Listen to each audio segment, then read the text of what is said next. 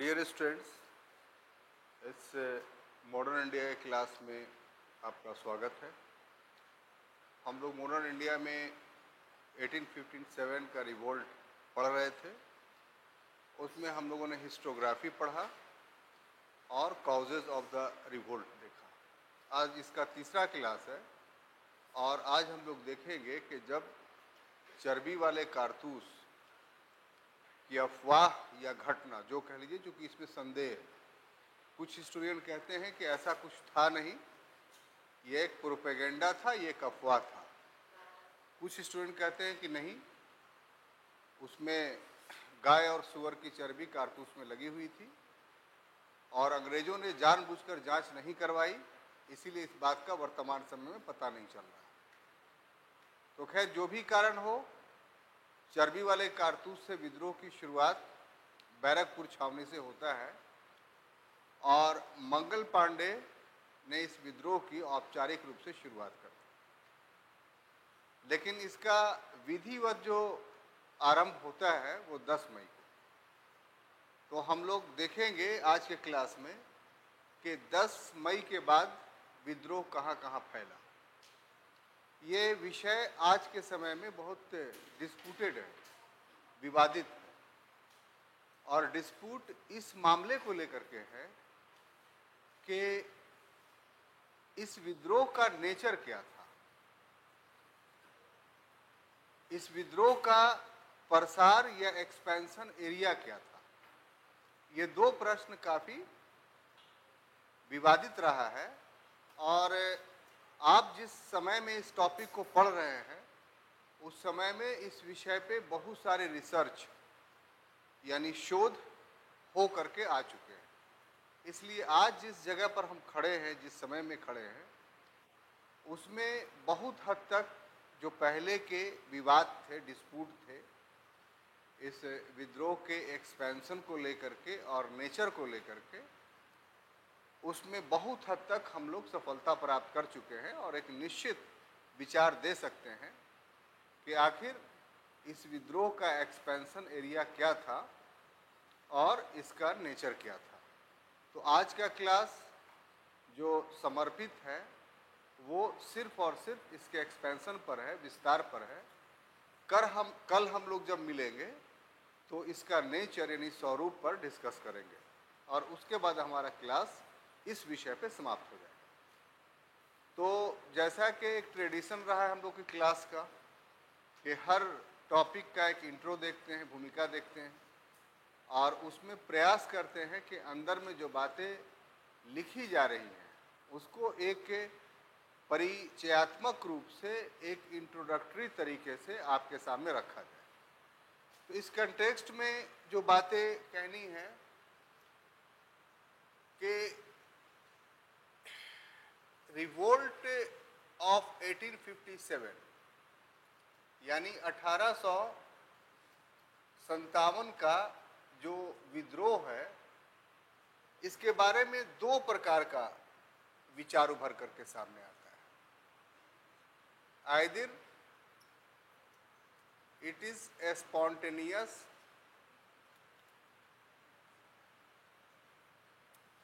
और pre planned.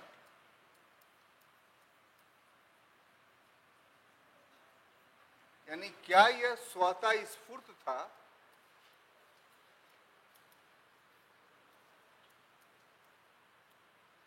या फिर ये पूर्व नियोजित था। जो इसका एक्सपेंशन है, इस एक्सपेंशन पे ये पहला प्रश्न उभर करके सामने आता है आप लोग के सामने कि क्या यह रिवोल्ट स्पॉन्टेनियस था या फिर एक प्री प्लान था, अर्थात एक बैक हो गया या फिर पहले कोई योजना बनी थी। और ऐसा कहने के पीछे जो ऐतिहासिक तथ्य है, जो हिस्टोरिकल फैक्ट है, वो ये कि जो हिस्टोरियन कहते हैं कि स्पॉन्टेनियस था तो वो लैक ऑफ एविडेंस को आधार मानते हैं।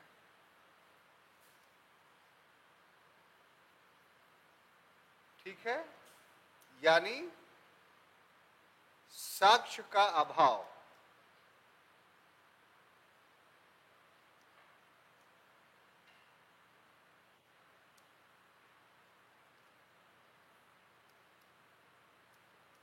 और दूसरी बात जो है, जो लोग इसको मानते हैं कि प्री प्लान्ड है, वो डिस्ट्रीब्यूशन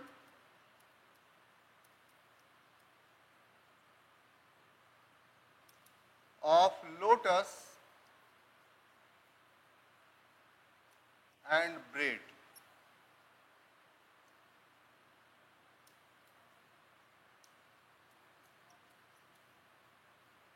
यानी कमल का फूल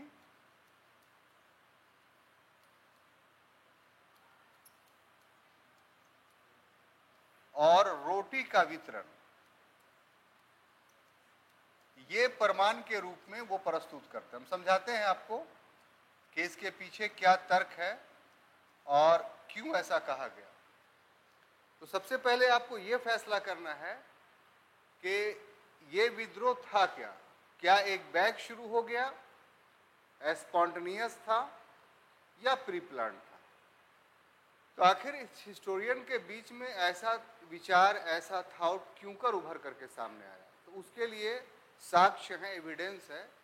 और जो हिस्टोरियन कहते हैं कि स्पॉन्टेनियस था, स्वतःस्फूर्त था, वो ये लॉजिक देते हैं कि अगर प्री प्लान्ड होता तो इसकी प्लानिंग बनती कहीं न कहीं बैठ करके, कोई ना कोई रिटन एविडेंस होता, कहीं न कहीं सभा होने का सूचना मिलती। अगर भारतीय पक्ष नहीं कह रहा था इन सब सारी बातों में, तो ब्रिटिश पक्ष कहता कि विद्रोह करने के लिए यहाँ सभा हुई, इन लोगों ने इसमें भाग लिया, इसलिए कि पूरे भारत में थानों का जाल बिछा हुआ था। और ऐसे ही पीछे क्यों बैठे हुए हैं आप, आगे आइए, आपसे बोल रहे हैं, ठीक है। चलिए, तो बता रहे थे आपको हम कि कुछ न कुछ तो होता। कोई जंगली क्षेत्र नहीं था कि उतनी बड़ी घटना को अंजाम दे दिया और पुलिस को पता नहीं चलती। तो ये वो हिस्टोरियन सब तर्क देते हैं और कहते हैं कि विद्रोहियों ने कोई साक्ष्य, एविडेंस नहीं छोड़ा। और साक्ष्य नहीं छोड़ना, एविडेंस नहीं छोड़ना, इस बात को साबित करता है कि विद्रोह एक बैक हो गया। जबकि जो हिस्टोरियन कहते हैं कि नहीं, ये प्री प्लान था। तो अवध के क्षेत्र में, आज का उत्तर प्रदेश जो क्षेत्र है, उसमें विद्रोह से पहले कमल के फूल और चपातियां बांटी गई थी। वो इसलिए सूचना देने के लिए कि अंग्रेजों को शक भी नहीं हो और इन चपातियों और कमल के फूल के माध्यम से हम लोगों को ये सूचित करें कि फिक्स डेट को हम विद्रोह करने वाले हैं और आप भी इस विद्रोह में साथ दें। लेकिन कमल का फूल और चपातियां क्यों बांटी गई अवध में, इसका कोई स्पष्ट उद्देश्य का पता नहीं चलता।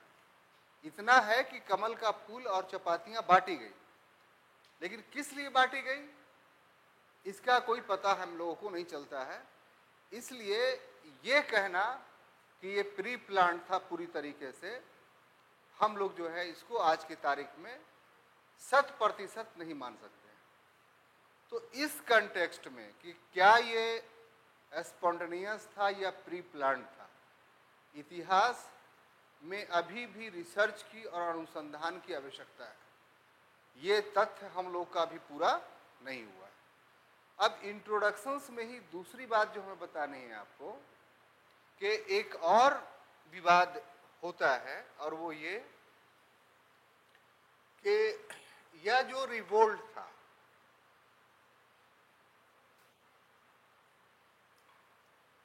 वो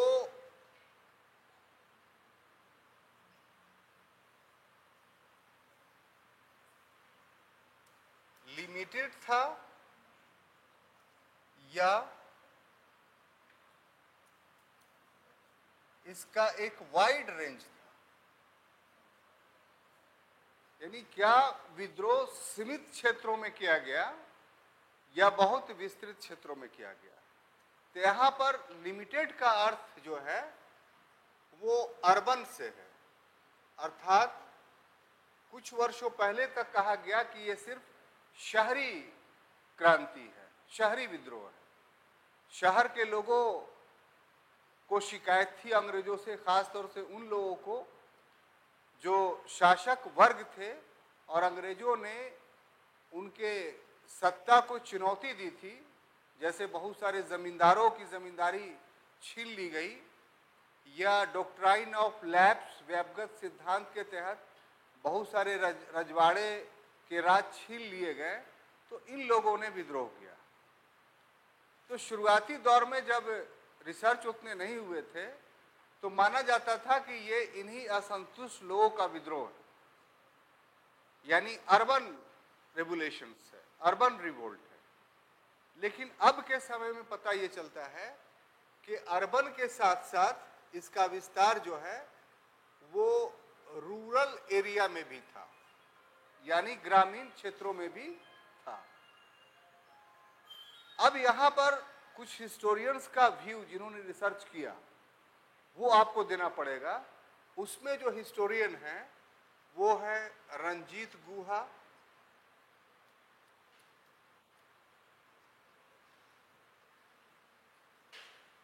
नीलाद्री भट्टाचार्य,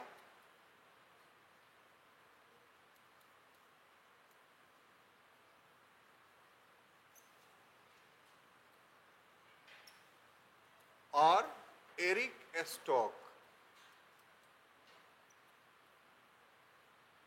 ये तीन जो हिस्टोरियन हैं जो न्यूली रिसर्च किया है, इन्होंने कहा कि ये जो रिवोल्ट था यानी 1857 का, ये अर्बन प्लस रूरल दोनों जगहों पर था, यानी ग्रामीण और शहरी क्षेत्रों दोनों जगहों पे था। और ये बताया कि जो शहरी क्षेत्र थे, अर्बन क्षेत्र थे, वहां जिन लोगों ने विद्रोह किया उनका इंटरेस्ट था, उनका हित था, जैसे जमींदार,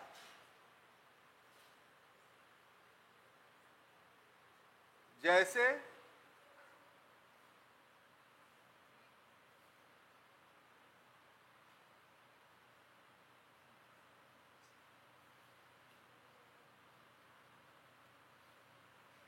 अपदस्थ शासक। लेकिन जो रूरल एरिया था, जो ग्रामीण क्षेत्र था, वहां ये जन विद्रोह था, यानी जनता ने विद्रोह किया, यानी ये मास रिवोल्यूशंस था। तो इस तरीके से एक जो विवाद है कि क्या यह मध्यम वर्गीय विद्रोह था या क्या यह जन विद्रोह था, उसका इन तीन इतिहासकारों ने आज के समय में अनुसंधान करके, रिसर्च करके बता दिया कि इसमें दोनों तरह के लोग थे। जो शहरी लोग थे उनका आपसी हित था कि उनकी जमींदारियां चली गई, उनके राज चले गए या उनका पेंशन बंद हो गया। ये सब मुद्दे थे जिन वजह से शहरी क्षेत्र में रहने वाले जो अपदस्थ शासक थे, जो अपदस्थ जमींदार थे या जिनका पेंशन छीन लिया गया था, उन्होंने विद्रोह किया। लेकिन ये भी अपने आप में एक सच्चाई है कि आम जन ने भी ग्रामीण क्षेत्रों में विद्रोह किया और बहुत बड़े पैमाने पर विद्रोह किया। कुछ क्षेत्र तो ऐसे थे कि वहां ब्रिटिश सत्ता पूरी तरीके से समाप्त हो गई थी। और ऐसा क्यों कहा गया कि जिस दिन विद्रोह शुरू हुआ, अभी भी बताएंगे आपको, वो 10 मई का दिन था। तो विद्रोही में अधिकांश लोग मेरठ में सैनिक थे। तीसरी घुड़सवार सैनिक के जो 80 सैनिक थे जिनको हटा दिया गया था नौकरी से, तो वही उन्हीं सैनिकों ने विद्रोह किया था। तो उनकी संख्या तो काफी कम थी, लेकिन जब वो दिल्ली की ओर कूच किए तो रास्ते में आम जन उनके साथ होते चले गए। तो फर्स्ट डे का जो इस रिवोल्ट का एविडेंस है, वो एविडेंस किस बात की तरफ इशारा कर रहा है कि सैनिकों ने विद्रोह किया और जनता ने साथ दिया। इसका मतलब विद्रोह में सैनिकों ने भी भाग लिया और आम जनता ने भी भाग लिया। तो क्लियर हो गया।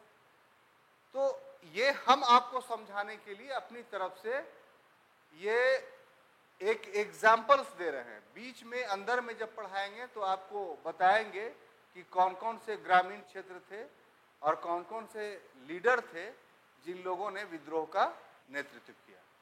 तो ये इंट्रो हुआ, लिखिए, उसके बाद आगे बढ़ते हैं। पीछे लिखिए।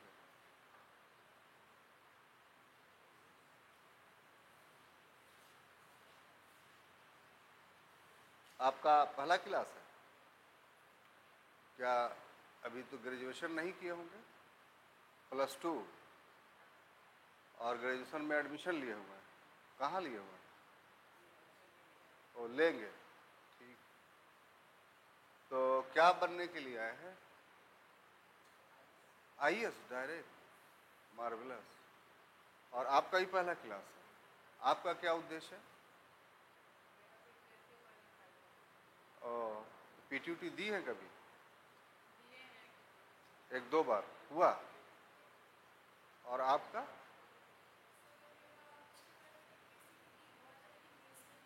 नहीं हो पाया था।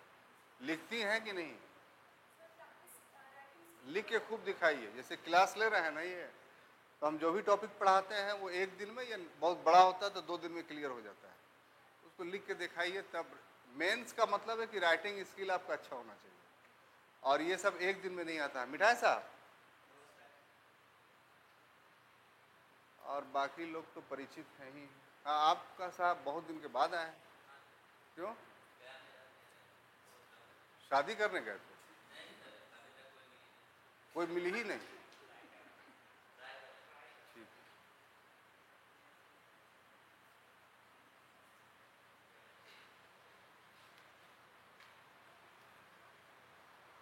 और आप इतना पीछे होने का वजह कुछ हमसे दिक्कत है क्या? आपसे पूछ रहा है। पहले तो बड़ा सामने बैठती थी। ठीक है, बोलिए ना, मिठाई है। तो अब देखिए साहब, हम लोग का टॉपिक है एक्सपेंशन ऑफ रिवोल्ट।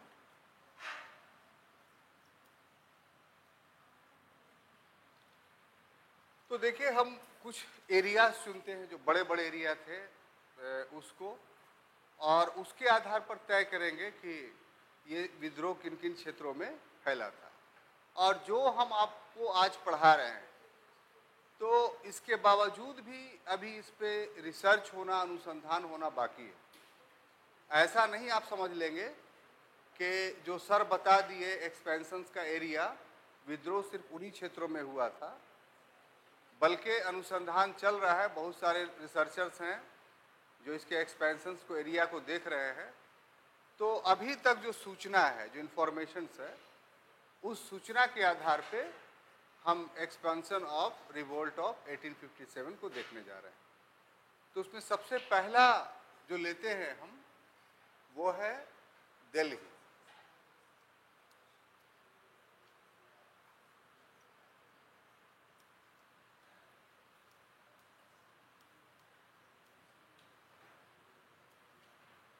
इसमें एक तिथि है 10 मई 1857। यहां इस तिथि को मेरठ में एक तीसरी घुड़सवार सेना की बटालियन थी,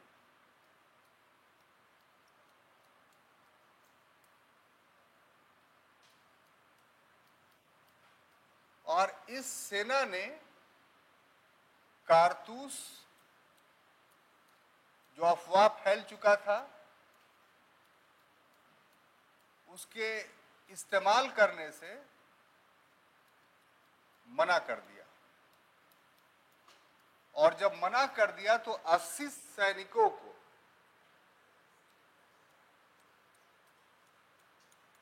जो 18 सोल्जर्स थे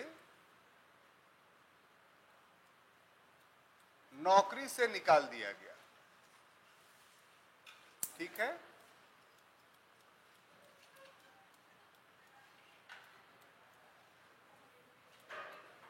और जैसे ही ये सूचना मिली कि इन्हें नौकरी से निकाल दिया गया तो इसके विरोध में, इस निर्णय के विरोध में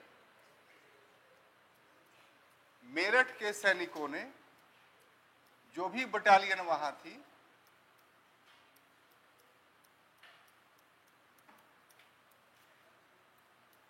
विद्रोह कर दिया। ठीक है।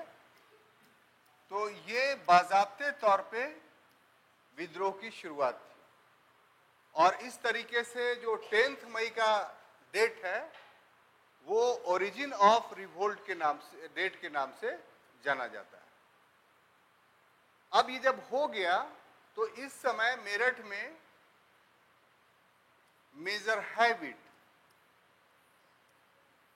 ये वहां के कमांडिंग ऑफिसर्स थे, इनके साथ 2200 सैनिक थे। ऐसा नहीं था कि कोई वहां नहीं था, लेकिन मेजर हैविट और 2200 जो सैनिक थे, इन लोगों ने विद्रोहियों को नहीं रोका, यानी विद्रोह होने को नहीं रोका।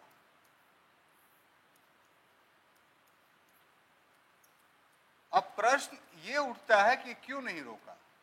तो इसका जवाब ये है कि विद्रोह के बहुत ज्यादा प्रभावी होने का, इन्हें बहुत इफेक्टिव होने का इन्हें पता चल गया था कि यदि इन सैनिकों को रोका गया तो फिर हमारे जान को भी खतरा है और इन सैनिकों के सामने 2200 सैनिकों का कोई अस्तित्व, कोई स्टेटस नहीं है।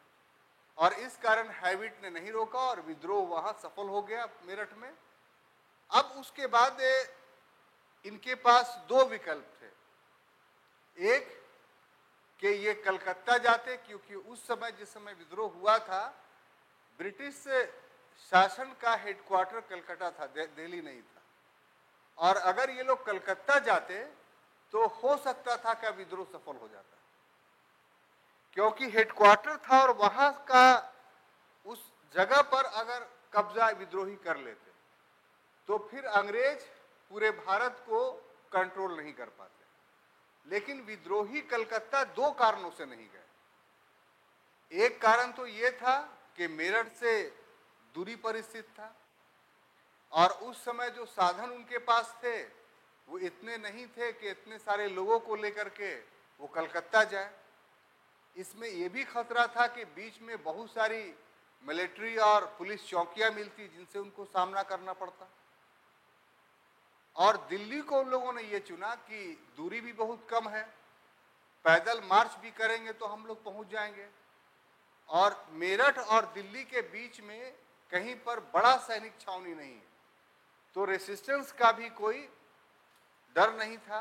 तीसरी बात और सबसे महत्वपूर्ण ये था कि भारत के लोग कुछ भी हो अभी भी मुगलों को ही अपना शासक मान रहे थे सिंबॉलिक तरीके से। और उनका ये था कि हम अगर लाल किले में फिर से स्थापित कर देंगे बहादुर शाह जफर को तो अंग्रेजों की सत्ता उसके प्रभाव से ऐसे ही खत्म हो जाएगी। तो ये वो फैक्ट है, ये वो तथ्य है जिसके कारण मेरठ के सैनिक विद्रोह करने के बाद दिल्ली नहीं, सॉरी कलकत्ता नहीं जाकर करके कहाँ जाते हैं तो दिल्ली जाते हैं। क्लियर। अब देखिए जब हुआ तो 11 मई को 1857 को ये दिल्ली पहुंच जाते हैं।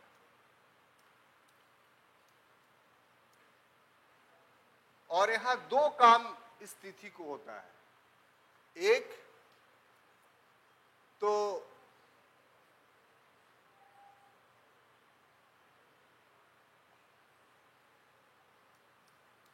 एक चुंगी घर था उसमें आग लगा दिया गया। और दूसरा कि जो वहां का कमांडिंग ऑफिसर था फ्रेजर, जब उसने रोकने का प्रयास किया तो उसकी हत्या कर दी गई उसी दिन। और इस क्रम में जो 10 से 11 मई के बीच का समय है, तो इस समय सैनिक तो निकले थे मेरठ से, लेकिन जब दिल्ली लोग पहुंचे तो उसमें सैनिकों से ज्यादा संख्या आम लोगों का था, आम जनता का था। और ये सब वो एरिया से लोग हुए थे जो अवध को ब्रिटिश साम्राज्य में मिलाने के खिलाफ थे, जो 1856 में लॉर्ड डलहौजी के द्वारा अवध को ब्रिटिश साम्राज्य में मिला लिया गया। और उसके पहले बहुत सारी जमींदारियां खत्म कर दी गई थी उत्तर प्रदेश में, खासतौर से मुजफ्फरनगर, मेरठ, सुल्तानपुर, ये सब का जो एरिया था उसमें बहुत सारे जमींदार अपने भूमि को खो बैठे थे। तो इस कारण से सैनिकों का आम जनता ने बहुत साथ दिया। और जैसे ही पता चला कि 10 तारीख को सैनिकों ने विद्रोह कर दिया है, आम जनता उन सैनिकों के साथ खोली और सभी के सभी 11 तारीख को सुबह सुबह दिल्ली पहुंच गए। वहां फ्रेजर को मारने के बाद दूसरी घटना जो घटती है वो 12 मई 1857 को। और इस दिन क्या होता है, तो बहादुर शाह जफर का मामला होता है।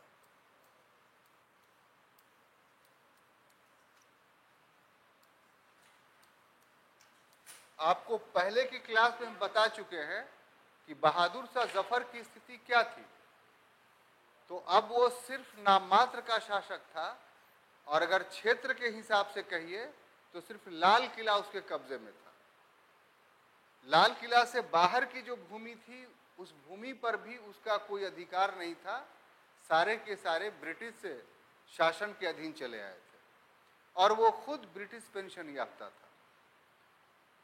तो जब विद्रोही लाल किला में प्रवेश करते हैं तो बहादुर शाह जफर तैयार नहीं होता है कि हम अपने आप को विद्रोह का नेता घोषित करें।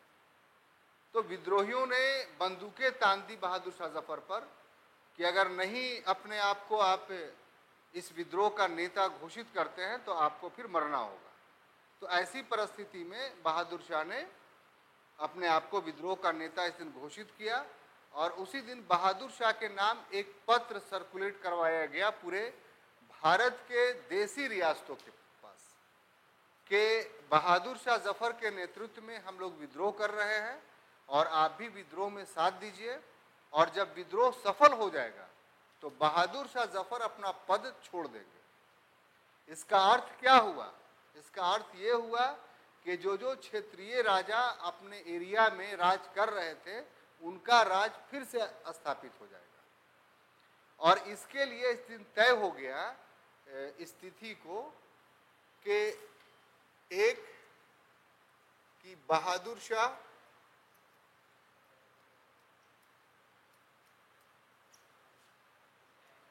विद्रोह के नेता बनाए गए,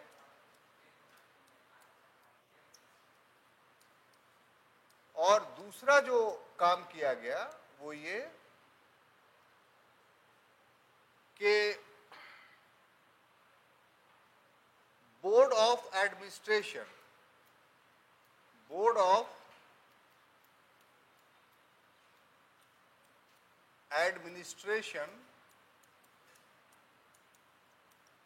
एक ऑर्गेनाइजेशंस बनाया गया, और इसमें 10 सदस्य थे। और इसका बोर्ड का जो अध्यक्ष बनाया गया वो बख्त खां को बनाया गया।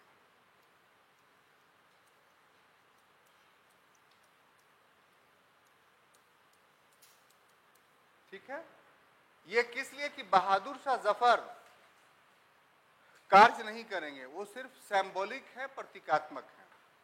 असल विद्रोह का नेतृत्व ये 10 मेंबर जो कमेटी है जिसको बोर्ड ऑफ एडमिनिस्ट्रेशंस कहा गया, यानी प्रशासनिक मंडल, वो करेगा। और इसमें 6 सदस्य जो थे वे सैनिक थे और 4 सदस्य गैर सैनिक थे। शुरू में इसका अध्यक्ष सुल्तान मुगल मिर्जा को बनाया गया था, लेकिन वो काफी अयोग्य निकला, इसीलिए बख्त खां को इसका अध्यक्षता दी गई और यही सारे विद्रोह को कंट्रोल करने लगा।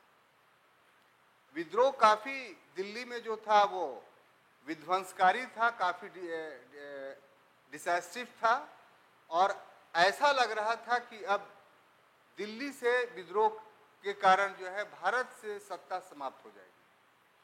लेकिन इसी समय वहां जो विद्रोहियों को सफलता मिल रही थी उसके पीछे एक कारण था कि विद्रोहियों ने ब्रिटिश आर्सेनल डिपो यानी अंग्रेजों का जो शस्त्रागार था जहां गोला बारूद था उस पर कब्जा कर लिया था विद्रोहियों ने। तो इन्हें गोला बारूद की कोई कमी नहीं थी और इसीलिए ये ब्रिटिश फौज से बहुत आसानी से लड़ रहे थे। लेकिन एक वहां जो उसका शस्त्रागार का अध्यक्ष था यानी जिसके अंडर में था, उसका नाम था कर्नल विलोबी। कर्नल विलोबी इसने ये किया कि देखा कि शस्त्रागार से सारे आर्सेनल डिपो से सारे आर्म्स विद्रोहियों को मिल रहे हैं, तो इसने शस्त्रागार को ही, आर्सेनल डिपो को ही क्या किया, उड़ा दिया। और जैसे ही शस्त्रागार उड़ा दिया गया तो वैसे ही विद्रोहियों को शस्त्र मिलना यानी गोला बारूद मिलना बंद हो गया।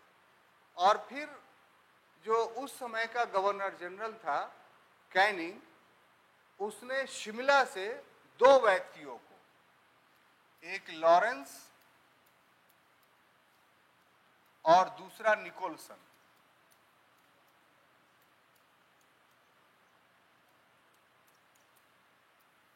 इसको गोरखा रेजिमेंट की सेना के साथ भेजा और इनके द्वारा जो है वो 14 सितंबर 1857 को कश्मीरी गेट को उड़ा दिया गया। ये कश्मीरी गेट उस समय काफी महत्वपूर्ण था, इसलिए कश्मीरी गेट के एक तरफ जो विद्रोह करने वाले लोग थे वो थे और दूसरी तरफ जो थे वो ब्रिटिशर्स थे। कश्मीरी गेट एक ऐसा बैरिकेटिंग था कि ब्रिटिशर्स विद्रोहियों को कोई नुकसान नहीं पहुंचा सकते थे।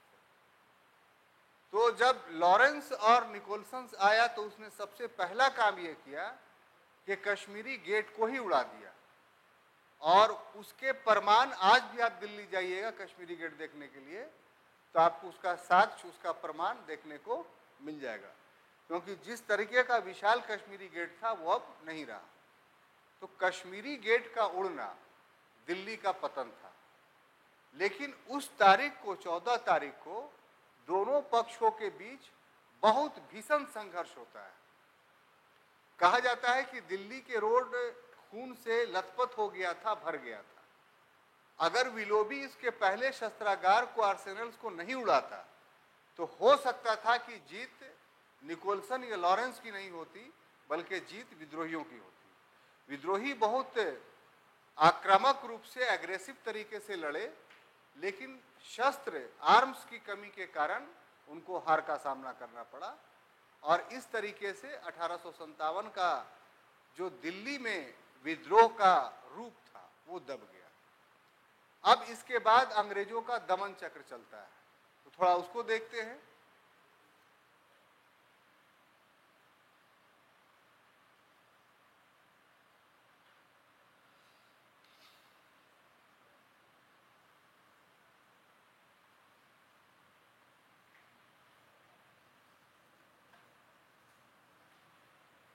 तो देखिए, ये किसी भी शक्ति के पतन का कारण सबसे बड़ा ये होता है कि घर के लोग ही उसके दुश्मन हो जाते हैं। तो उसी तरीके से जो विद्रोहियों का पतन हुआ दिल्ली में, उसमें जो बहादुर शाह की पत्नी थी,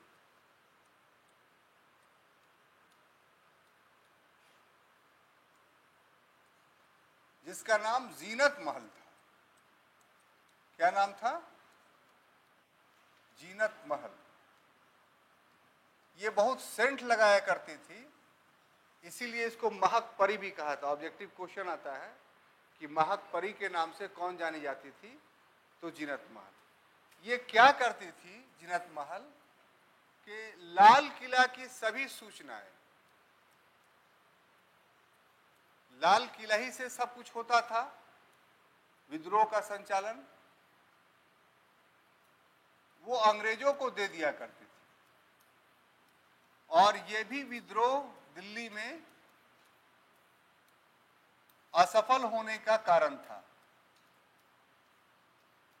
और इसी सूचना के आधार पर पता ये चला कि जब विद्रोह असफल हो गया तो बहादुर शाह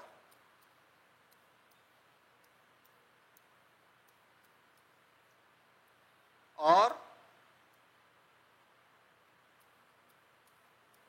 मिर्जा मुगल और ख्वाजा सुल्तान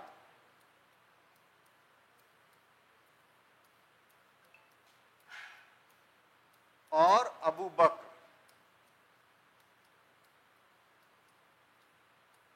ये जीनत महल ने ये कहा कि ये चारों लोग, बहादुर शाह जफर, मिर्जा मुगल, ख्वाजा सुल्तान और अबू बकर कहाँ हैं?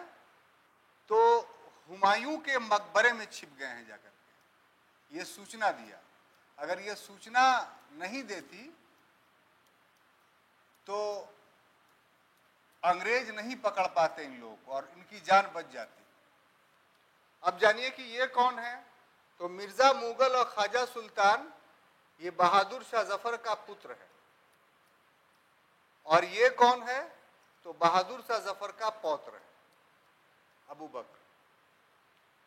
तो अंग्रेजों को जब जीनत महल से ये पता चला कि बाप, बेटा और पोता ये चारों लोग हुमायूं के मकबरा में छुपे हुए हैं। हुमायूं का मकबरा कभी देखने गए होंगे, पता नहीं आप लोग तो, लेकिन हम थोड़ा बता देते हैं। बड़ा यूनिकनेस के साथ बना हुआ है। यूनिकनेस इसलिए कि वो एक चौताल पे बनाया गया है, ऊंचाई पर। आप कह सकते हैं कि एक प्लेटफॉर्म पर, एक प्लेटफॉर्म है और वो प्लेटफॉर्म भरा हुआ नहीं है। उसके नीचे में तहखाना है, अंडरग्राउंड रूम। ठीक है, तहखाना मीन्स अंडरग्राउंड रूम। वो मुगलों ने जो बनाया था उसका उद्देश्य था कि उस तहखाने में सैनिक को रखें और एक गुप्त स्थान था ताकि दुश्मनों को पता नहीं चले कि मुगलों के पास कितनी सेना है। तो वो मुगलों का एक सेक्रेट पैलेस था, सिर्फ मकबरा ही नहीं था। मकबरा सिर्फ ऊपर से देखने लायक था, लेकिन एक्चुअली में वो मुगलों का गुप्त स्थान था, छुपने की जगह थी। तो बहादुर शाह इसीलिए हुमायूं के मकबरे को चुना, चूंकि वो इसी समय के लिए बनाया ही गया था कि अगर कोई ऐसी स्थिति आ जाए जिस पर जान पर खतरा हो तो वहां जाकर के जान बचाई जा सकती है। तो अगर नहीं बताया जाता जीनत महल के द्वारा तो फिर हो सकता था कि ये चारों लोग बच जाते। लेकिन स्पाइंग किया कौन किया? तो पत्नी ही की कि मेरा हस्बैंड, मेरा पुत्र और मेरा पौत्र कहाँ है? तो हुमायूं के मकबरे में। अंग्रेजों के द्वारा इन तीनों को, यानी बहादुर शाह को छोड़ करके इन तीनों को बहादुर शाह के सामने ही गोली मार दी गई। और इन तीनों का मकबरा जो है उसी हुमायूं के मकबरे के अंदर में, यानी जो गुप्त स्थान है, वहां आपको देखने को मिलेगा। उसके बाद क्या हुआ कि बहादुर शाह पर मुकदमा चलता है। बहादुर शाह पर क्या चलता है? मुकदमा चलता है कि आपने जो है वो हमारी सत्ता के खिलाफ विद्रोह किया है। और ये जस्टिस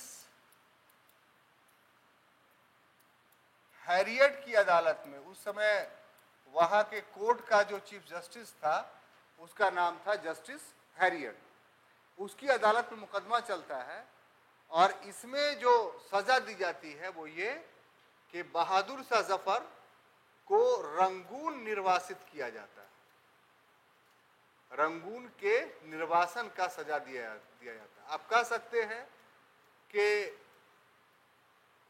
जिस तरीके से 3 लोगों को गोली से उड़ाया गया, मारा गया, उसी बहादुर शाह को मार दिया जाता, क्यों छोड़ा गया?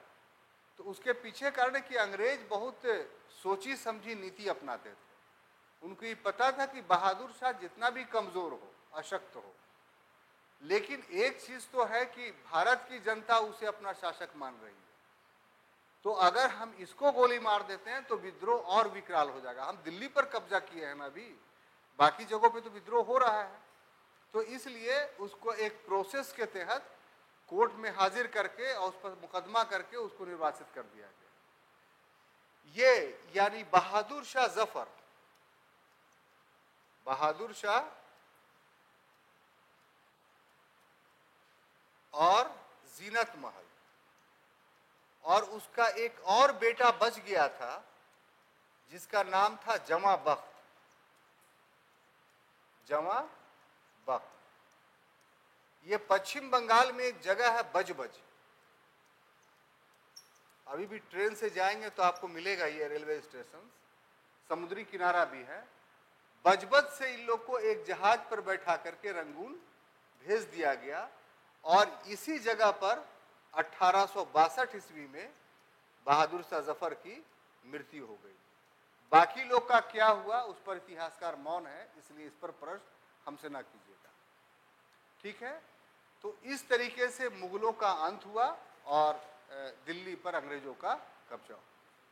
लेकिन इसका अर्थ ये नहीं मानिए कि भारत के अन्य क्षेत्रों में विद्रोह भी समाप्त हो गया, बल्कि दिल्ली में समाप्ति के बाद दूसरे क्षेत्रों में विद्रोह का और विकराल रूप हम लोग को देखने को मिलता है।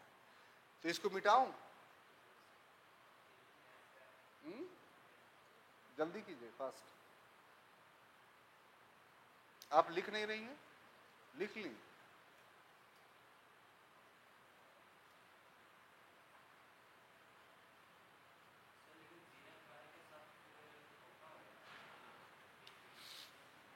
जो धोखा खुद की तो उसके साथ धोखा हो तो कौन सा गलत हुआ? इसलिए आदमी को किसी के साथ धोखा नहीं देना चाहिए, चाहे वो अपना हो पर, इसलिए कि वो धोखा फिर उसके पास लौटता है। आपके कहने का जी, रंगून बर्मा की राजधानी है, म्यांमार अभी उसको बोलते हैं, दिखला दें? ये समझ गई?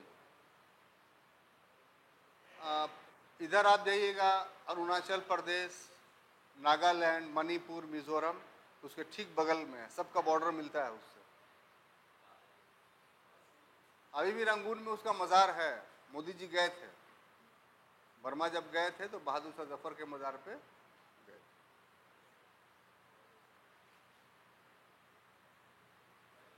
इन्हीं का बहुत मशहूर शेर है, 2 गज जमीन मिल न सका कोई यार में।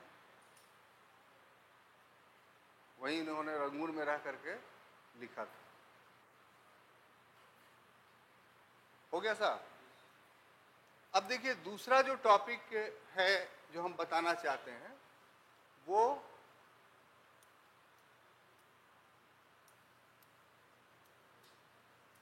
दिल्ली के निकटवर्ती क्षेत्र। ये तो दिल्ली का आपको पता है,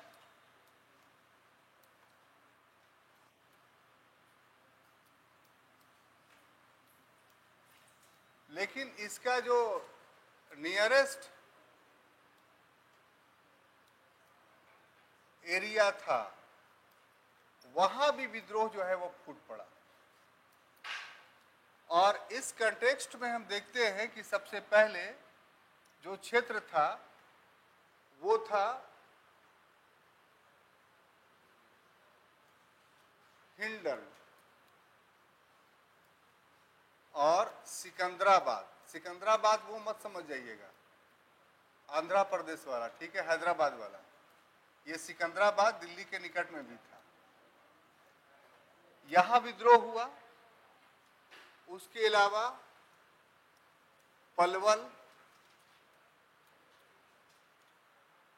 प्लस नूह प्लस रेवाड़ी, इन सभी जगहों में 12 मई को 1857 को विद्रोह हो गया था। यानी जब दिल्ली में विद्रोह हुआ तो उसी समय इन क्षेत्रों में भी विद्रोह हुआ। उसके बाद जो यूपी का एरिया लगा हुआ था दिल्ली से, उसमें मेरठ, मुजफ्फरनगर,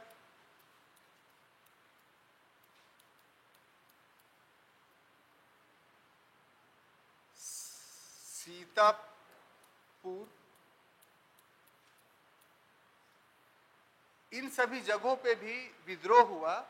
और यहां दो नाम बहुत ज्यादा उभर करके सामने आया। वो था बड़ौत तहसील था।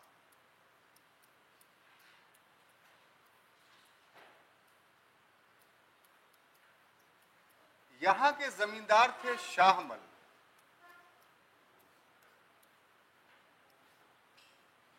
इसके अलावा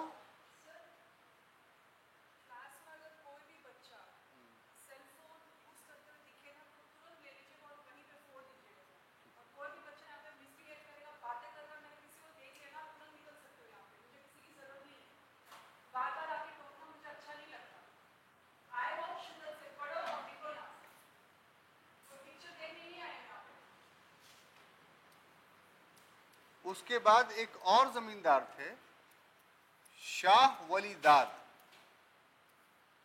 ये लोग दोनों अपने एरिया के बहुत बड़े जमींदार थे और इनके साथ हुआ ये था, शाहमल और शाह वली दाद के साथ, कि जो इनकी जमींदारी थी, ये जिस एरिया के थे उसमें आधे से अधिक भूमि के मालिक थे। लेकिन 1824 में ही इनके जमींदारी को छीन लिया गया था और इनका जो जमींदारी का जो अधिकार था, तो जो आम जनता थी उनके साथ इनके संबंध बड़े अच्छे थे।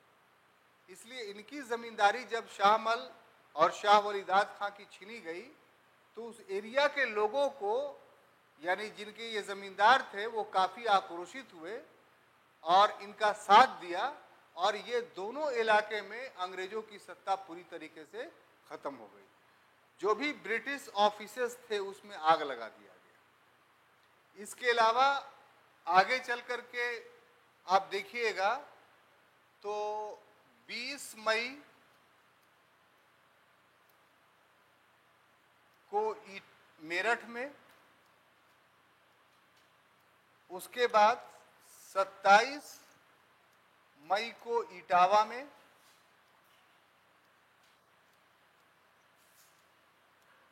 यहां भी विद्रोह काफी बड़े पैमाने पे फूट पड़ा। तो कहने का अर्थ यह है कि सिर्फ दिल्ली ही नहीं, भले दिल्ली का जो निकटवर्ती क्षेत्र है वो सभी क्षेत्र विद्रोह में शामिल हो गए और ये वो क्षेत्र थे कि जिन क्षेत्रों में विद्रोह 1859 तक चलता रहा। दिल्ली का विद्रोह 1857 में दब गया, लेकिन इन देहाती क्षेत्रों में जो विद्रोह था वो 1859 तक चला गया। जब लोगों को एहसास हुआ कि नहीं, शहरी क्षेत्र पूरी तरीके से अंग्रेजों के कब्जे में आ गए हैं, तब इन लोगों ने विद्रोह बंद किया। और अंग्रेजों के बस की बात भी नहीं थी कि इन ग्रामीण क्षेत्रों के विद्रोहों को जो है वो रोक पाता। ठीक है, तो ये दिल्ली और उसके निकटवर्ती क्षेत्रों का विद्रोह था। अब शाहमल, वलीदाद, मेरठ। अब देखिए अगला जो तीसरा टॉपिक हम लेते हैं वो है लखनऊ।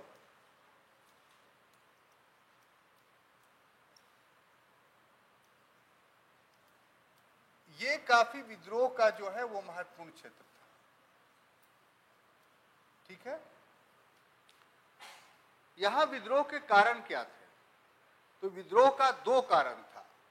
अगर लखनऊ में आप कहिए तो ये स्पेशल काउज था इसका। बाकी जो विद्रोह का कारण हम लोग पहले पढ़ चुके हैं, वो भी यहाँ लागू होगा। लेकिन लखनऊ में जो रिवोल्ट हुआ वो स्पेशली दो कारणों से हुआ। एक, जो जो कुशासन के कारण, बैड गवर्नेंस के कारण जो विलय किया गया वो, और दूसरा कि लंबरदारों की जो जमींदारियां छीनी गई। लंबरदारों की जो भूमि थी वो भूमि ब्रिटिशों ने क्या किया, छीन लिया। आपने देखा था कि वहां महलवाड़ी व्यवस्था था, और महलवाड़ी व्यवस्था में जमीन के मालिक थे किसान जरूर, लेकिन ब्रिटिश गवर्नमेंट से संपर्क करने के लिए बीच में जो व्यक्ति होता था उसको लंबरदार बोलते थे, और वो एक तरह का वहां का जमींदार होता था। तो उनकी लंबरदारी जब चली गई और नवाब की नवाबी चली गई, तो ये दोनों लोग आपस में मिल गए और शक्ति इन्हीं के पास था। तो 1856 में जब बैड गवर्नेंस के आधार पर अवध का विलय किया गया, तो वहां का उस समय का जो नवाब था, नवाब वाजिद अली शाह था, तो उसी समय उसकी सत्ता समाप्त हो गई। वाजिद अली शाह के बारे में हम पूर्व के क्लास में बता चुके हैं कि कितने बुरे स्थिति में उसको लखनऊ छोड़ करके कलकत्ता जाना पड़ा था। तो जिस समय रिवोल्ट हुआ 1857 में, उस समय वहां का नवाब लखनऊ में नहीं था, और लेकिन नवाब की जो पत्नी थी बेगम हजरत महल, अपने पुत्र के साथ लखनऊ में ही रह रही थी। तो जब ये सूचना मिली कि दिल्ली और उसके निकटवर्ती क्षेत्रों में विद्रोह हो गया है, तो ऐसी परिस्थिति में बेगम हजरत महल के द्वारा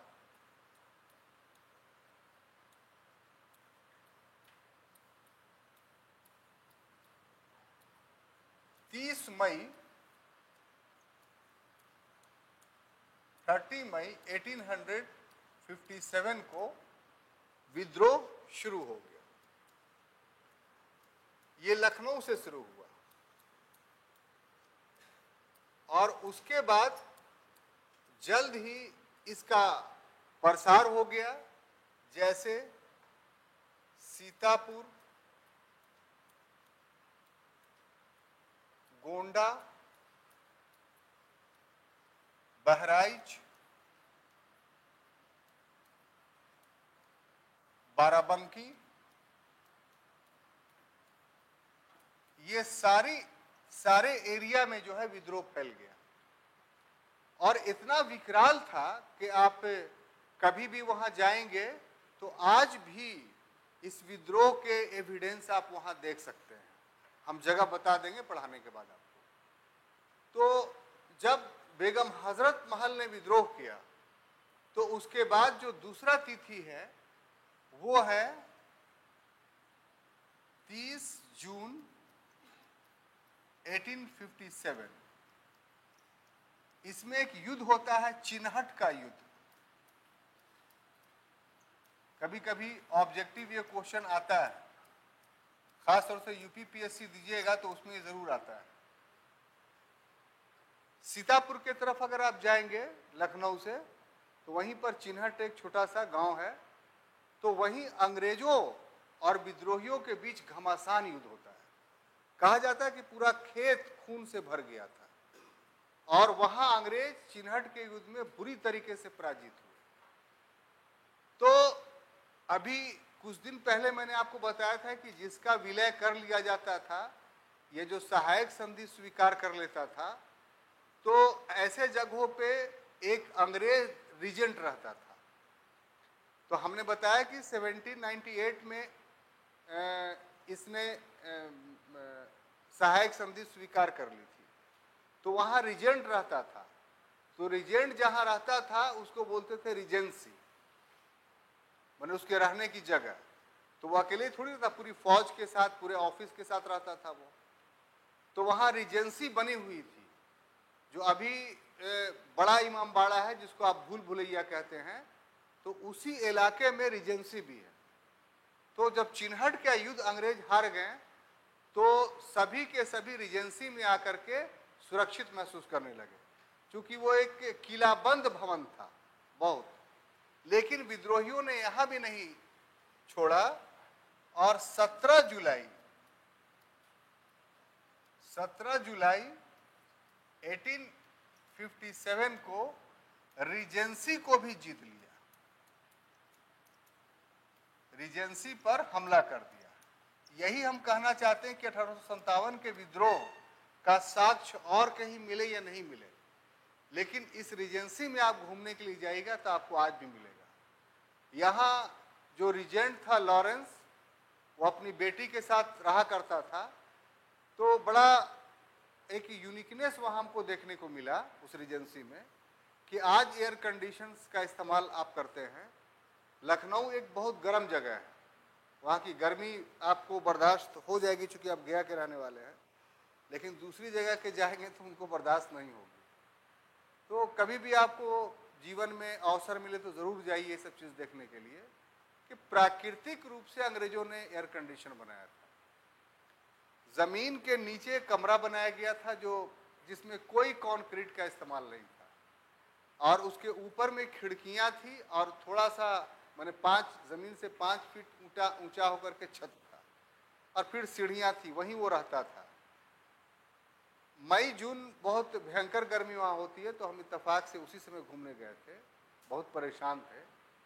जैसे ही उस कमरे के अंदर में गए, बिना कोई इलेक्ट्रिसिटी, बिना कोई फैन, एकदम फुल एसी का आपको आनंद वहाँ मिलेगा। और वो सिर्फ भौतिक रूप से जो संरचना बनाई गई उस जगह की, उससे वो एयर कंडीशन हो गया। तो वो वहाँ रहा करता था, और जो गोले फेंके गए विद्रोहियों के द्वारा, तो उसके बेटी के सीने पर जाकर के लगा और वो मर गई, और लॉरेंस भी वहां पर मर गया। वहीं पर उसकी कब्र भी आपको देखने को मिलेगी। और जो दीवारें हैं रीजेंसी की, उन दीवारों पर आज भी गोलियों के निशान। और जो दीवार टूटी हुई है रीजेंसी की, वो किसी ने तोड़ा नहीं है, बल्कि इतने बारूद और इतने गोली चली वहां कि गोली और सेल से जो है वो दीवार टूट गया। और जिस अवस्था में उस समय था, आज तक उसी अवस्था में है।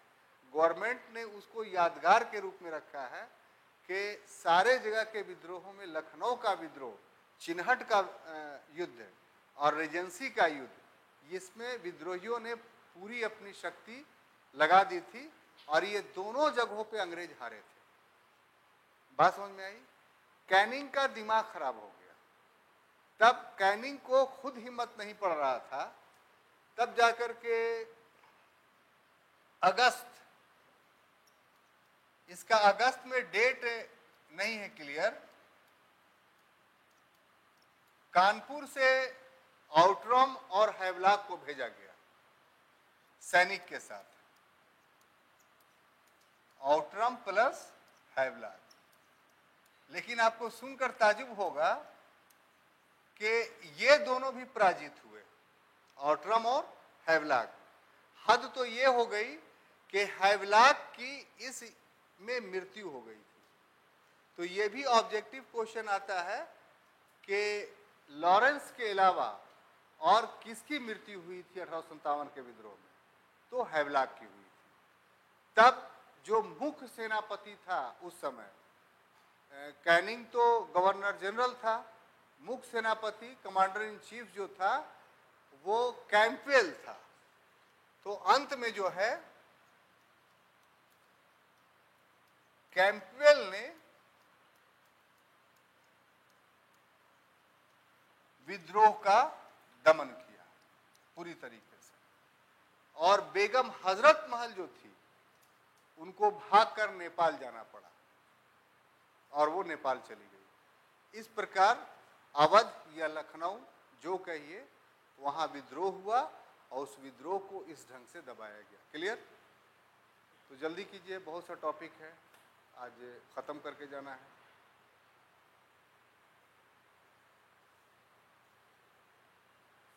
आप नहीं लिख रहे हैं? लिखा हुआ है पहले से क्लास में। कौन मोबाइल देख रहा था कि मामला बिगड़ गया? आप देख रहे थे? तब आप देख रहे थे? नहीं, सही से हमको बता दो, हम तो शरीफ आदमी है। आप देख रहे थे तो मामला हुआ क्यों? देखो शराफत से बता दो, कौन आप पीछे है? क्या देख रहे थे बोलिए? तो कौन बता कर, जो वहां देखी होंगी तब ना आके बोली भाई, ऐसी तो नहीं बोली। मत ऐसा किया कीजिए, पढ़िए, पैसा लगा के आए हैं, समय लगता है आपको। मिटाऊं?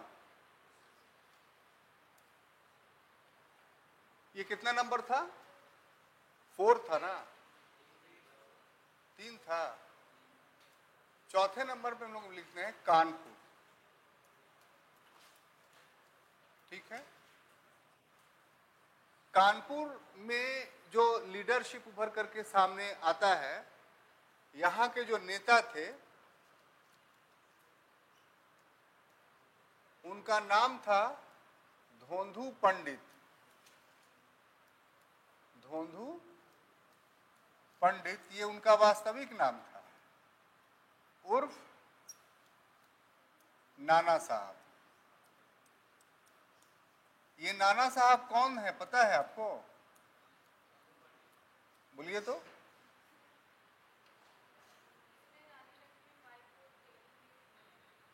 इन्होंने रानी लक्ष्मी को ट्रेनिंग दी थी नाना साहब ने? नहीं बोलिए, घबराइए नहीं, हमारे क्लास में घबराया नहीं जाता। हाँ, तात्या नाना साहब से रानी झांसी का कोई ताल्लुक नहीं था, तात्या टोपे से था। हाँ, तात्या टोपे ने इनका भी साथ दिया था और रानी लक्ष्मीबाई का भी साथ दिया। ये मैंने एंग्लो मराठा वार आपको पढ़ाया होगा। तो अंतिम पेशवा कौन थे? बाजीराव द्वितीय, याद पड़ रहा है? तो 1818 में अंतिम बार बाजीराव द्वितीय ने यह स्वीकार कर लिया कि अब मराठों का नेतृत्व हम नहीं करेंगे। तो अंग्रेजों ने क्या किया था कि उनको बिठूर निर्वासित कर दिया था। बिठूर इसी कानपुर के निकट एक जगह है, अब जाइएगा तो वो कानपुर के अंदर में आ जाएगा, पहले उसका बाहरी इलाका था। तो वहीं बाजीराव सेकंड जो है वो निर्वासित जीवन व्यतीत कर रहे थे और अंग्रेज उनको पेंशन दे रहा था। तो बाजीराव द्वितीय का कोई पुत्र नहीं था, तो उन्होंने एक लड़के को गोद लिया था, दत्तक पुत्र, जिसको अपना उत्तराधिकारी घोषित किया था। वो दत्तक पुत्र धोंधू पंडित उर्फ नाना साहब, यानी ये बाजीराव द्वितीय के उत्तराधिकारी थे। बात समझ में आ गई? और अंग्रेजों ने इनके साथ 1851 में, कब? 1851 में ये कहा कि भाई आपको पेंशन नहीं दी जा रही थी। पेंशन जो मिल रहा था व्यक्तिगत रूप से मिल रहा था, किसको? तो बाजीराव द्वितीय को। इसलिए 51 में ये फैसला हुआ कि आपको पेंशन नहीं मिलेगा। तो 51 में इनको यानी नाना साहब का पेंशन क्या किया गया? बंद कर दिया गया। तो इस वजह से नाखुश थे। तो सिर्फ इस घटना के वजह से बहुत सारे इतिहासकार कहते हैं कि विद्रोह की असफलता का एक कारण यह भी था कि अपने अपने इंटरेस्ट की वजह से लोग विद्रोह किए थे, व्यक्तिगत कारणों से। इसी कारण से विद्रोह असफल हो गया।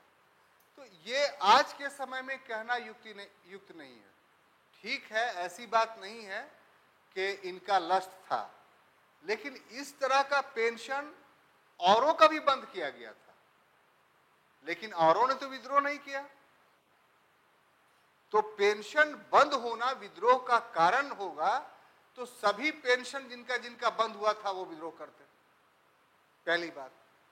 दूसरी बात ये कि सिर्फ ऐसे लोगों ने ही विद्रोह नहीं किया जिनका निजी हित अंग्रेजों ने नुकसान पहुंचाया था, बल्कि आम जनता ने भी विद्रोह किया जिसका कोई प्रत्यक्ष संपर्क अंग्रेजों के साथ नहीं था। आम जनता का उनकी नीतियों से प्रभावित थे, लेकिन डायरेक्टली अंग्रेजों से उनका कोई लेना देना नहीं था, लेकिन उन लोगों ने भी विद्रोह किया। तो आज के समय में ये सब कहना बेकार की बात है। वास्तविक बात है कि इन्होंने भी विद्रोह में भाग लिया और बहुत बड़े पैमाने पर भाग लिया। तो इनका साथ जिन लोगों ने दिया था, इनके जो साथी थे जिन्होंने विद्रोह में साथ दिया था, उसमें दो नाम आता है। एक नाम आता है तात्या टोपे और दूसरा नाम आता है अजीमुल्ला का। अजीमुल्ला, ठीक है। तात्या टोपे तो इनके सेनापति थे और युद्ध इन्होंने ही लड़ा, लेकिन अजीमुल्ला क्या थे? तो एक तरह का समझिए कि एक विदेश मंत्री थे इनके, फॉरेन मिनिस्टर। और रंगोजी बापू एक व्यक्ति थे, रंगोजी बापू। इनके साथ मिलकर के ये मिस्र और तुर्की गए थे। कहाँ गए थे? मिस्र और तुर्की। किस लिए? तो नाना साहेब को सहायता दिलवाने के लिए कि वहां से धन या सेना या शस्त्र आर्म्स के माध्यम से इनको सहायता कीजिए ताकि अंग्रेजों से हम लड़ सके। और जो तात्या टोपे थे ये मुख्य सेनापति थे, नाना साहेब के तरफ से वही लड़ रहे थे, वही सेना को संगठित कर रहे थे। और ऐसी परिस्थिति में इन लोगों के बीच 24 ये जो शुरुआत हुआ था कानपुर में, वो 5 मई को, 5 मई 1857 को विद्रोह का शुरुआत हुआ और 24 जून 1857 को एक भीषण युद्ध होता है।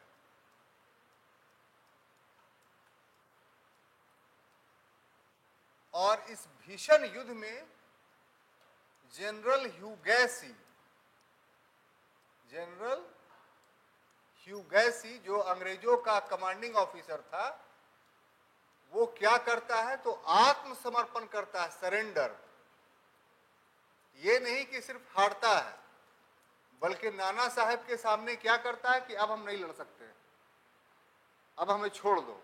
तो इन लोगों ने आत्मसमर्पण किया था और अंग्रेजों की जितनी शस्त्र थे, आर्म्स थे, वो सब तात्या टोपे ने अपने कब्जे में ले लिया। इसी समय एक घटना होती है जिसको बोलते हैं सती चौरा घटना। क्या चीज? ये काफी पूछा जाता है, सती चौरा का घटना। इस सती चौरा घटना में 300 अंग्रेज एक ही दिन में मारे गए थे। और एक्चुअली में जो 300 अंग्रेज मारे गए थे, ये कौन लोग थे? तो ये बच्चे थे और औरतें थी। वास्तव में जब ह्यूगैसी ने आत्मसमर्पण किया तो वहां अंग्रेज स्त्रियां और बच्चे, गंगा नदी के किनारे एक मकान था, आज भी वो मकान है और उसको म्यूजियम के रूप में कन्वर्ट किया गया है। वहां जाइए तो जरूर देखिए उसको। तो उस मकान में जो है ये 300 अंग्रेज स्त्रियां और बच्चे जो थे,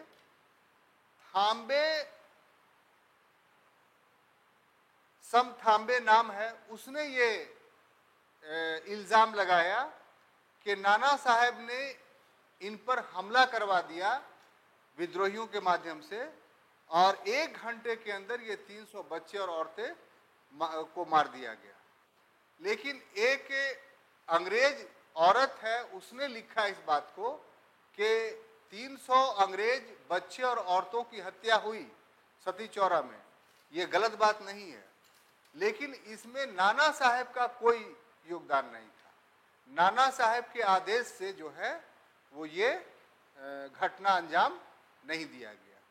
इतना ज़्यादा विध्वंसकारी था कानपुर का विद्रोह के अंत में कैंपवेल को यहाँ आना पड़ा, जो मुख्य सेनापति था, और कैंपवेल ने जो है वो विद्रोह का दमन किया। नाना साहब भाग करके नेपाल चले गए और वहीं इनकी मृत्यु हो जाती है, और तात्या टोपे भाग करके झांसी चले जाते हैं और फिर वो रानी लक्ष्मीबाई का साथ देने लगते हैं। तो इस तरीके से कानपुर का विद्रोह का पूरा डिटेल्स है। मिटाऊं?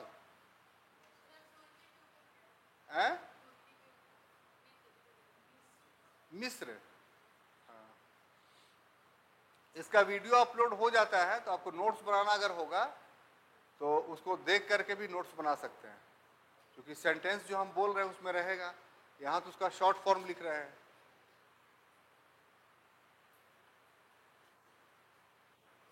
और नोट्स बनाइए। ये सब जितना चीज़ बता रहे हैं आपको, तो आपको एक जगह नहीं मिलेगा, और अगर इसके माध्यम से आप नोट्स बनाना चाहिएगा तो बहुत अच्छा नोट्स बन जाएगा आपका। सारा एक एक चीज़ बिना मिस किए हुए आपको बताया जा रहा है क्लास में, और इन सभी चीज़ों को कलेक्ट करने की कोशिश करें तो समय आपका लगेगा। यहाँ है कि कॉपी में आपका लिखा हुआ है, वीडियो इंस्टीट्यूट का अवेलेबल है आपके पास, दोनों का सहारा लेकर अपना समय बचा सकते हैं। क्लियर? मिटाऊं अब? तो कितना नंबर हुआ? 4। अब 5वां में आते हैं झांसी।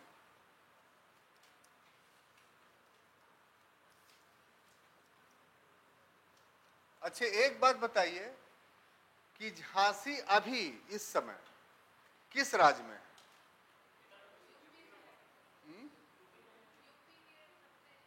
हाँ, बहुत सारे लोग बता देते हैं कि एमपी में है। ठीक है ना?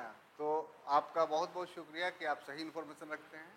यहीं से मध्य प्रदेश शुरू होता है, और जो चंबल घाटी आप सुनते हैं वो इसी एरिया में आपको मिलेगा। आज भी हम लोग जब गए थे दिन में, तो वो भयावह तस्वीर देखने को मिलती थी। यानी कानपुर से झांसी की तरफ जैसे ही आप निकलेंगे तो वो सब चंबल का डाकू को नाम सुने हैं ना, तो चंबल की घाटी हमने अपने आंखों से देखा। वास्तव में आज भी अगर कोई छुपा रहेगा तो आप कितने बड़े शक्तिशाली रहिए, आपको मार देगा, आप उससे जीत कर नहीं आ सकते। यही वजह था कि वो डाकुओं का गढ़ बना हुआ था। तो आज भी बहुत मतलब एक डरावना तस्वीर देखने को मिलती है, और तब जाकर के झांसी आपको दिखाई पड़ेगा। झांसी का किला भी अपने आप में बहुत देखने लायक है। आमतौर पे किला के दरवाजे होते हैं, उसके भी हैं, लेकिन दूसरा किला से भिन्न इस रूप में है कि और किलों में मुख्य दरवाजे के अलावा भी किसी तरफ से चढ़ सकते हैं आप। पहाड़ी पर बनाया था तो पहाड़ पर चढ़े और किसी रास्ते से पहुंच गए, लेकिन झांसी का किला एकदम स्ट्रेट इस ढंग से खड़ा है। उसका जो पहाड़ है उसमें स्लोप है ही नहीं। माने कोई भी आदमी दरवाजा छोड़ करके और किसी भी तरफ से जाना चाहेगा, कितना बड़ा भी पर्वतारोही होगा, तो वो आज के समय में नहीं चढ़ सकता है।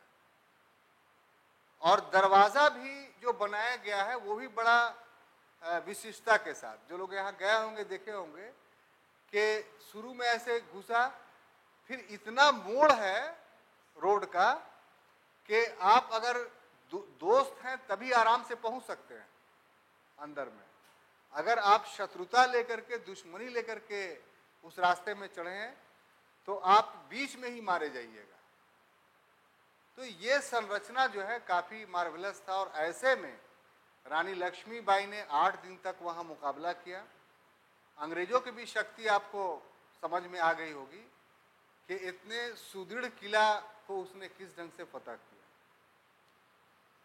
तो झांसी का मामला क्या है कि यहाँ का जो राजा था उसका नाम क्या था? गंगाराव। और ये बिना पुत्र के मर गया था, है ना? इसका कोई पुत्र या पुत्री नहीं थी। और इसकी पत्नी का नाम क्या था, याद है किसी को? गंगाराव की पत्नी का क्या नाम था? बोलिए। इसी का नाम था लक्ष्मीबाई।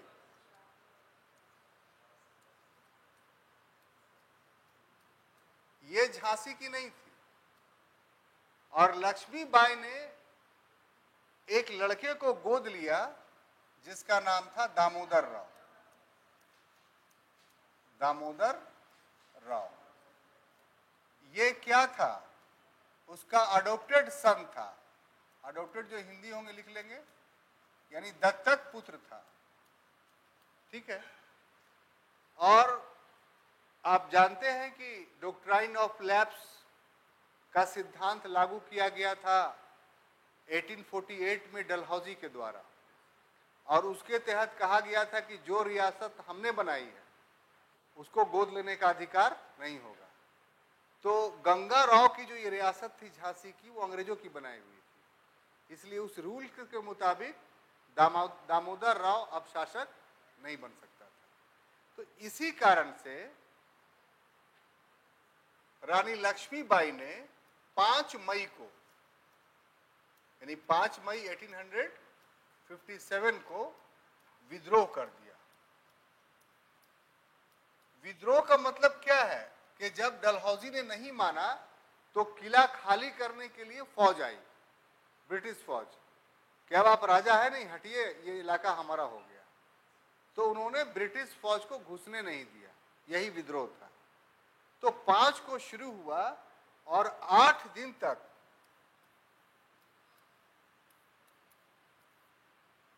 युद्ध हुआ। उस किले में भी युद्ध के निशान आपको देखने को मिलेंगे। और सबसे बड़ी बात यह है कि किले में जाइएगा तो एक मुख्य जो महल है उससे हट करके एक मंदिर है, बहुत विशाल मंदिर, और वो मंदिर बहुत गहराई में है, यानी इतने गहराई में कि आप शहर का जो समतल भूमि है उतनी गहराई में वो मंदिर है, और वहां एक कुआं है।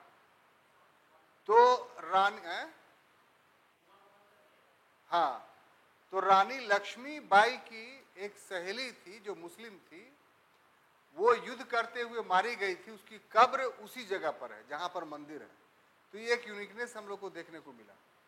तो 8 दिन के बाद जब वो पराजित हो गई, कौन? रानी लक्ष्मीबाई, तो वो घोड़े पर रहती थी।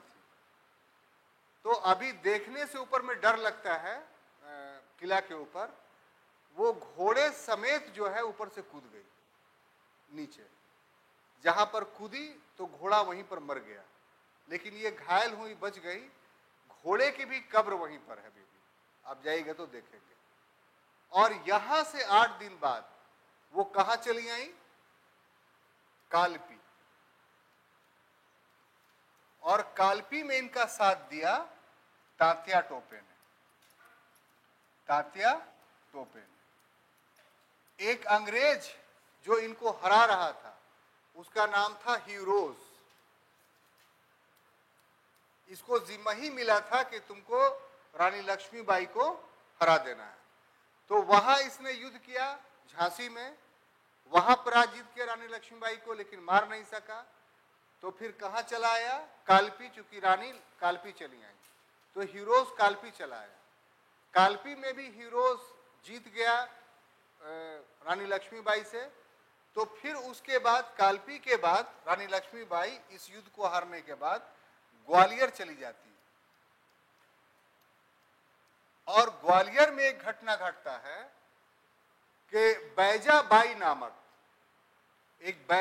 नामक महिला है, उसके विश्वासघात के कारण रानी लक्ष्मीबाई मारी जाती है। घटना यह है कि रानी लक्ष्मीबाई को एहसास हो गया था कि अब हम बचेंगे नहीं। तो राम सिंह, उनका जो सेवक था, उनको कह रखा था कि हमको अंग्रेज छोड़ेगा नहीं, मारेगा ही, तो जैसे ही हमारी मृत्यु हो या हत्या हो, जो कह लीजिए, तो मेरा बदन कोई अंग्रेज छू नहीं सके मेरे मरने के बाद। क्योंकि उनको अपने प्यूरिटी का बहुत ख्याल था। तो जीते जी तो हमको कोई अंग्रेज छू नहीं सका है, तो मरने के बाद भी हमारी लाश को कोई छुए नहीं, तो तुम फौरन जला देना। तो जैसे ही मृत्यु हुई या गोली मारी गई तो राम सिंह ने उनकी लाश को फौरन जो है वो खेत में जला दिया, और जहां पर जलाया आज भी वहां समाधि आप उनका देख सकते हैं। तो इस प्रकार के झांसी का जो है वो ये हुआ। अब उसके बाद समय बचाने, ग्वालियर में है, जाइएगा तो मिल जाएगा आपको, जो गाइड है आपको लेके जाएगा। अब देखिए कुछ इंपॉर्टेंट प्लेसेस हैं जिसका वर्णन हम कर देना चाहते हैं, सिर्फ लिख देते हैं उसको। जैसे इलाहाबाद एक एरिया है, यहां भी आपको पढ़ना है। जैसे एक एरिया है आपको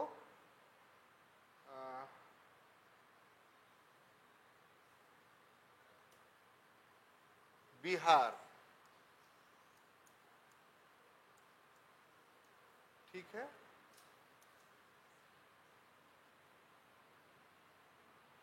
एक का नाम भूल रहे हैं, चलिए याद आएगा तो बता देंगे। इलाहाबाद में जो विद्रोह हुआ वो काफी डरावना था, क्योंकि जिस व्यक्ति ने विद्रोह किया उसने इलाहाबाद में खुसरोपुर में अपने आप को वहां का सूबेदार घोषित कर दिया, और अंग्रेज पूरी तरीके से वहां से भगा दिए गए।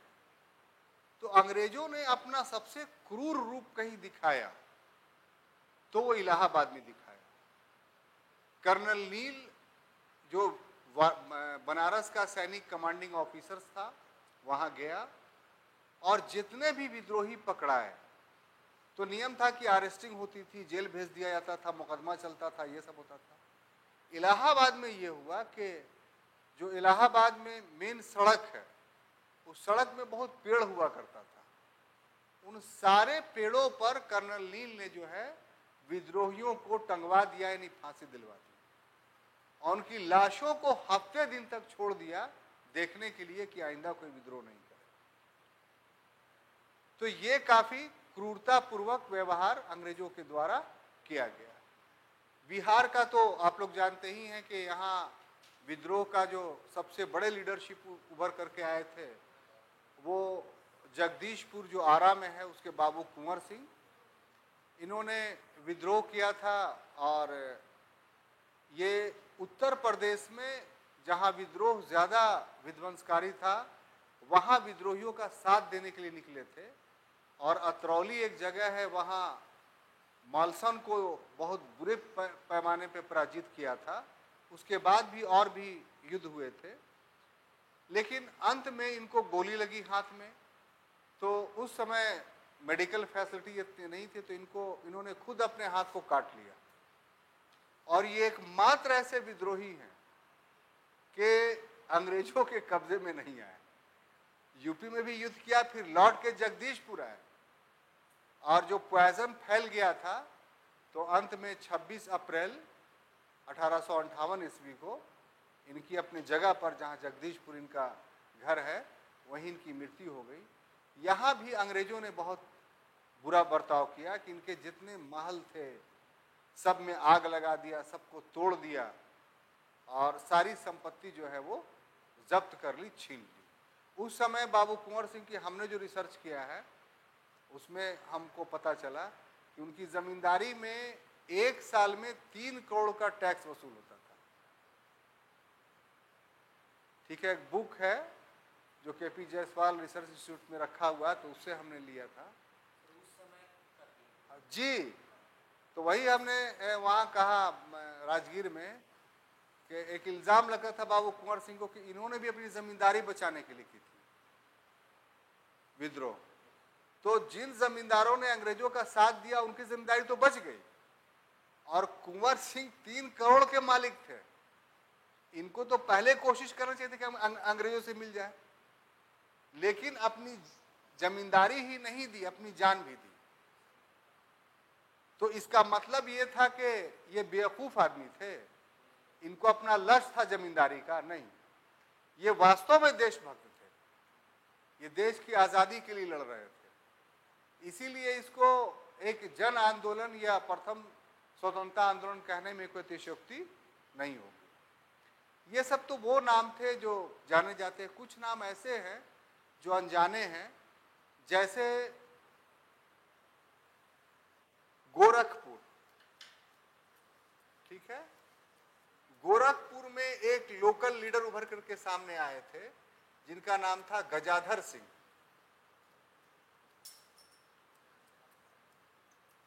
इसी तरीके से मथुरा में जो नेतृत्व किया था वहां के विद्रोह का, उनका नाम था देवी सिंह।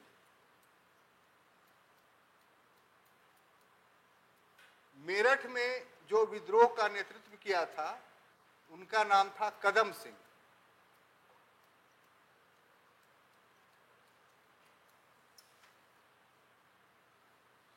हरियाणा में जो विद्रोह का नेतृत्व किया था उसका नाम था तुलाराम। असम में जो विद्रोह का नेतृत्व किया था उनका नाम था कंदर पेशवर सिंह।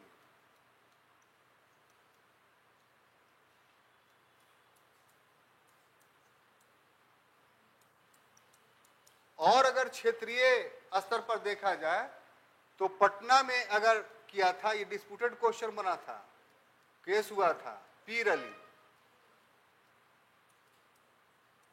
ठीक है, और इसका आंसर कुंवर सिंह बताने वाले इम्तियाज साहब हैं। बीपीएससी बोला था ये लड़का लोग मारा था पीर अली, और बीपीएससी बोला कि नहीं, हम माने कि कुंवर सिंह ने नेतृत्व किया था पटना में। कुंवर सिंह पटना आए नहीं किए थे। तो इम्तियाज साहब बोले कि हाँ, शारीरिक रूप से तो नहीं आए थे, मानसिक रूप से यही थे। कोई जवाब हुआ साहब।